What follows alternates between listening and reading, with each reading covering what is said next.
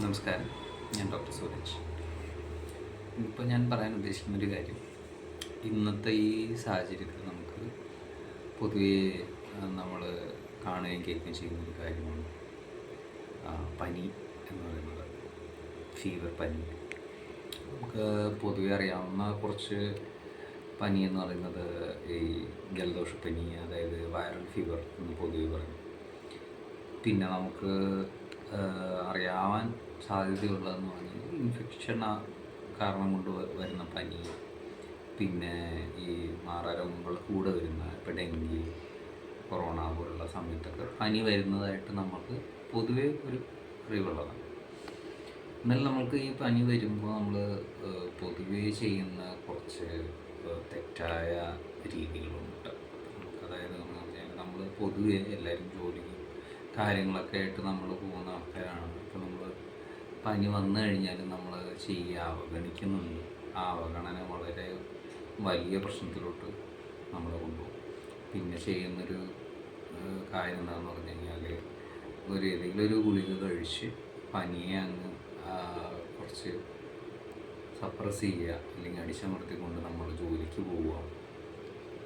അപ്പോൾ ഈയിടെയായിട്ട് കണ്ടുവരുന്ന ഒരു പ്രശ്നം എന്താണെന്ന് പറഞ്ഞാൽ ഈ പനിയുടെ തീവ്രത വളരെ അധികമായിട്ട് കൂടുന്നുണ്ട്. അത് വളരെ പ്രശ്നങ്ങളിലേക്ക് നമ്മളെ നയിക്കാറുണ്ട്. അപ്പം നമ്മൾ ചെയ്യേണ്ട എന്താണെന്ന് പറഞ്ഞു കഴിഞ്ഞാൽ കുറച്ചും കൂടെ ഒന്ന് ആരോഗ്യപരമായിട്ടൊന്ന് ജാഗരൂകരാകുക, അലക്ഷ്യമായിട്ട് ഇതിനെ കാണാതിരിക്കുക.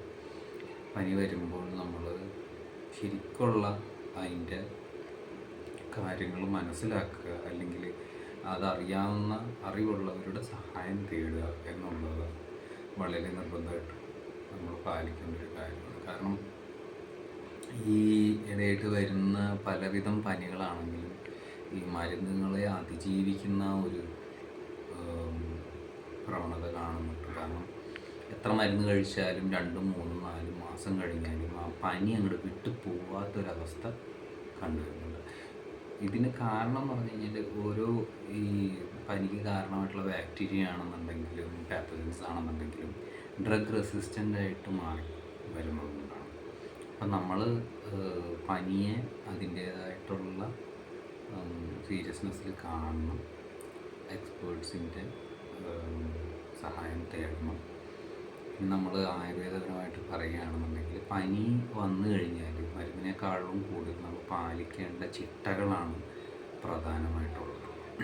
പനി എന്ന് പറഞ്ഞു കഴിഞ്ഞാൽ രോഗങ്ങളുടെ രാജാവായിട്ടാണ് നമ്മുടെ പനിയെ ആയുർവേദത്തിൽ പറഞ്ഞു വെച്ചിട്ടുള്ളത്. പല ആചാര്യന്മാരും വേദങ്ങളിൽ പ്രത്യേകം പരാമർശിച്ചിരിക്കുന്ന ജ്വരം എന്ന് പറഞ്ഞ് പനിയെ പ്രത്യേകം 20 തരത്തിലുള്ളത് വിശദീകരിച്ച് പറയുന്നുണ്ട്. അതിന് ഓരോന്നിൻ്റെയും പ്രത്യേകതകളും അത് എങ്ങനെയാണ് അതിൻ്റെ ലക്ഷണങ്ങൾ, പിന്നെ അതിൻ്റെ എങ്ങനെയാണ് അതിൻ്റെ ചികിത്സ എന്നൊക്കെ പറഞ്ഞ് അതിന് പ്രത്യേകം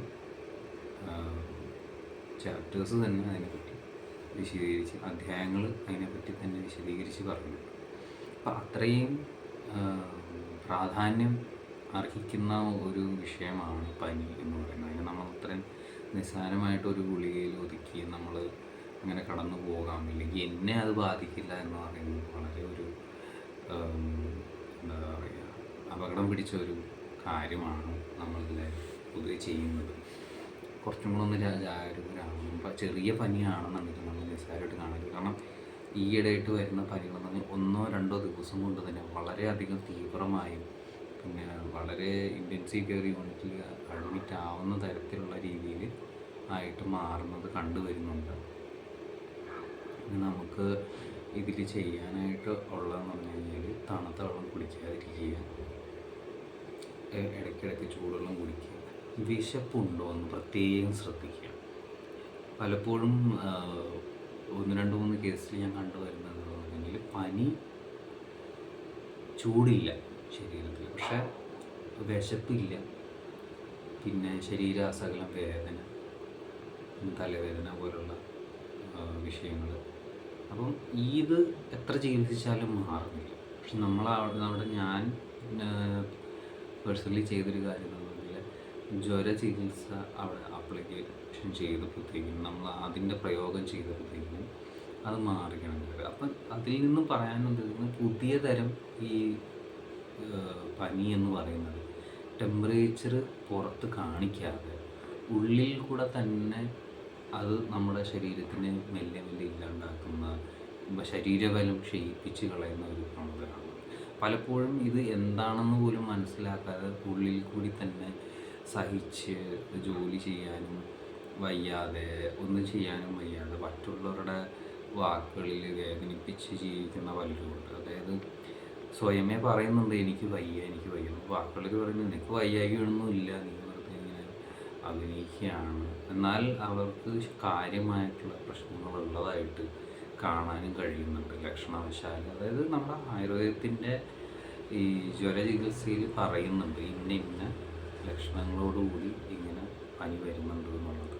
അപ്പം നമ്മൾ പനി എന്ന് പറയുന്ന ഒരു മെയിനായിട്ട് കാണുന്നൊരു ലക്ഷണം എന്ന് പറഞ്ഞു കഴിഞ്ഞാൽ നമ്മുടെ ടെമ്പറേച്ചർ വർദ്ധിക്കുക, അല്ലെങ്കിൽ നമ്മുടെ ശരീരതാപമാനം വർദ്ധിക്കുക എന്നുള്ളതാണ് നമ്മൾ പൊതുവേ മനസ്സിലാക്കിയിട്ട് വെച്ചിട്ടുള്ള കാര്യം. ഇതിൽ നമുക്ക് വിട്ടുപോകുന്നൊരു കാര്യം ഇതാണ്. നമ്മൾ ഇപ്പോൾ ഒരു എന്തെങ്കിലും ഗുളിക കഴിച്ചു കഴിഞ്ഞാൽ ടെമ്പറേച്ചർ നമ്മൾ താഴും എന്ന് പറഞ്ഞിട്ട് പനി മാറുന്നില്ല. പനിയുടെ കാരണങ്ങളുണ്ടാവും, അതുപോലെ തന്നെ പനി തന്നെയും വരും. നമ്മൾ പനിയെ വളരെ നിസ്സാരമായിട്ട് കാണാതെ എത്രയും പെട്ടെന്ന് അതിനുള്ള ചികിത്സ തേടുക, അല്ലെങ്കിൽ അതിന് അർഹതമായിട്ടുള്ള കാര്യങ്ങൾ ചെയ്യുക എന്നുള്ളതാണ് എൻ്റെ ഒരു അഭിപ്രായം. എല്ലാവരും അവരവരുടെ ആരോഗ്യം സൂക്ഷിക്കുമെന്ന് വിശ്വസിക്കുന്നു. നന്ദി.